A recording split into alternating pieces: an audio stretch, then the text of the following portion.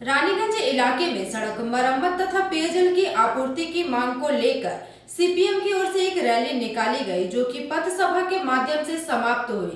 इस दौरान NH 60 को लगभग 25 मिनटों तक अवरुद्ध किया गया। रानीगंज इलाके में सड़क मरम्मत तथा पेयजल की आपूर्ति की मांग को लेकर सीपीएम की ओर से एक रैली निकाली गई, जो कि पथ सभा करते हुए समाप्त हुई। यह रैली सियारसोल अनंत काली मंदिर से निकलते हुए राजबाड़ी पहुंची, जहां NH 60 को लगभग 25 मिनटों तक अवरुद्ध किया गया। प्रदर्शनकारियों का कहना है कि रानीगंज इलाके में विभिन्न सड़कों की हालत काफी जर्जर हो चुकी है, तो जल्द से जल्द उन सड़कों का मरम्मत किया जाना चाहिए। इसके अलावा इलाके में पीने के पानी की काफ़ी समस्या है, जो कि जल्द से जल्द हल किया जाना चाहिए। उनके द्वारा की गई इन मांगों को सुनते हुए उन मांगों को जल्द से जल्द समाधान का आश्वासन प्रशासन द्वारा दिए जाने के बाद सड़क को सुचारू रूप से चालू किया गया। इस मौके पर C2 के राज्य कमेटी नेता किशोर घटक, संजय प्रामाणिक, दिवेंदु मुखर्जी, सोमनाथ चैटर्जी, फाल्गुनी चैटर्जी, सपन मुखर्जी सहित अन्य सीपीएम नेता एवं कर्मीगण मुख्य रूप से उपस्थित रहे। আপনারা দেখছেন পিবি নিউজ। এই মুহূর্তে আমরা রয়েছি সিয়ারসোল রাজবাড়ি মোড়ে। এখানে সিয়ারসোলের অনাথকালী মন্দিরের ওখান থেকে সিপিএমের একটা র্যালি সিয়ারসোল রাজবাড়ি মোড়ে পথসভা করছে, এবং কি বিষয় এবং কি ডিমান্ড তারা রাখছেন সেই বিষয়টা আমরা দেখে নিচ্ছি। এবং সিপিএম কি বিষয় এবং দাবি দাওয়া নিয়ে আপনারা র্যালি করে আসছেন? আমরা আজকে দুটো দাবি। মূলত একটা হচ্ছে যে সিয়ারসোলের যে ভগ্নপ্রায় রাস্তা, এটা ব্যাখ্যা করার দরকার নেই। আপনারা জানেন যে দীর্ঘদিন ধরে সিয়ারসোলের রাস্তাটা এই অবস্থায় পড়ে আছে। সে সিয়ারসোলের রাস্তা সংস্কার করতে হবে, পুনর্নির্মাণ করতে হবে। আর সিয়ারসোলের গ্রামে যে পানীয় জল খুব কম পাচ্ছে, সিয়ারসোলের পানীয় জল দুবেলা আসছে না, একবেলা আসছে না, পর্যাপ্ত পরিমাণে আসছে না। এবং যেটুকু সকালবেলায় আসছে খুব কম ডিউরেশন, সময়সীমা খুব কম। পর্যাপ্ত পানীয় জল দুবার করে পানীয় জল দিতে হবে। বিষয় নিয়ে আসানসোল এমস জানিয়েছে, আমরা অনেকবার ডেপুটেশন দিয়েছি, সেসব কপি আমাদের কাছে আছে, প্রমাণ আমাদের কাছে আছে, তথ্য আমাদের কাছে আছে।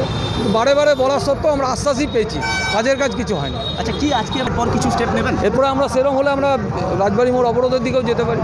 আপনার নাম? কিশোর ঘটক। আপনার ডেজিগনেশন কি? পার্টির সাথে যুক্ত আছে, CI2 নেতৃত্ব, CI2-র সাথে যুক্ত আছে। রাস্তা ছাড়ার প্রতিশ্রুতি না পাওয়া পর্যন্ত এই রাস্তা আমরা ছাড়ছি না, ছাড়বো না। প্রাণ যাক, এই রাস্তায় থাকছি, থাকবো। প্রাণ যাক, এই রাস্তায় থাকছি, থাকবো। এই রাস্তা ছাড়ার প্রতিশ্রুতি না পাওয়া পর্যন্ত এই রাস্তা ছাড়ছি না।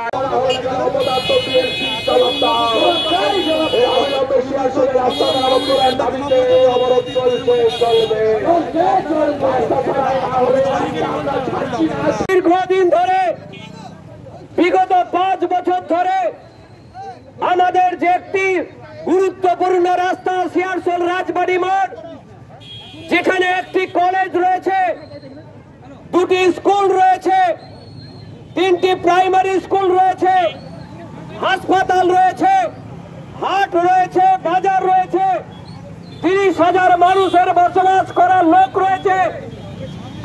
সেই রাস্তাকে সারাই করা হলো না। আমরা আজকে ভারতের কমিউনিস্ট পার্টি মার্ক্সবাদীর ডাকে আজকে আমরা এই পদযাত্রায়, প্রতিবাদ সভায় এসেছি। এখন কর্মসূচি পালন করছি। আমরা অনেক দিন ধরেই দেখলাম যে আসানসোল কর্পোরেশন কি করে। আমাদের কাউন্সিলররা বারে বারে আসানসোল কর্পোরেশনের কাছে চিঠি দিয়েছিল। আমাদের সিয়ারসোলের গ্রামবাসীরা তারা হচ্ছে 2 দফায় মাস পিটিশন দিয়েছিল আসানসোল কর্পোরেশনের কাছে, রানীগঞ্জ বড় অফিসের কাছে। কিন্তু আমরা আশ্চর্যের সাথে লক্ষ্য করলাম যে তাদের কানে এই আবেদন ঢুকলো না, তাদের কাছে এই আবেদন পৌঁছালো না যে সিয়ারসোলের রাস্তাটার পুনর্নির্মাণ করতে হবে। আমরা কি দেখছি? এটা তো বক্তৃতা দিয়ে বোঝাবার কোনো প্রয়োজন নাই।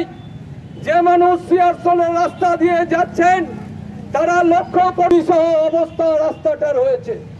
আমরা অনেকবার অনেক গল্প শুনলাম যে ইতিমধ্যে সেটার নাকি স্যাংশন হয়ে গেছে, টেন্ডার হয়ে গেছে। কোনোবার শুনলাম 25 লক্ষ টাকা তার জন্য মঞ্জুরি হয়েছে, কোনোবার শুনলাম 40 লক্ষ টাকা নাকি তার জন্য মঞ্জুরি হয়েছে। আমরা এসব কথা অনেক শুনলাম, কিন্তু বাস্তবের মাটিতে আমরা দেখলাম যে হচ্ছে কিছু কাজ করা হলো না, কোনো কাজই হলো না, একটাও পাথর পড়লো না, কোনো কাজ হলো। रानीगंज से सम्राट दास की रिपोर्ट, PV न्यूज।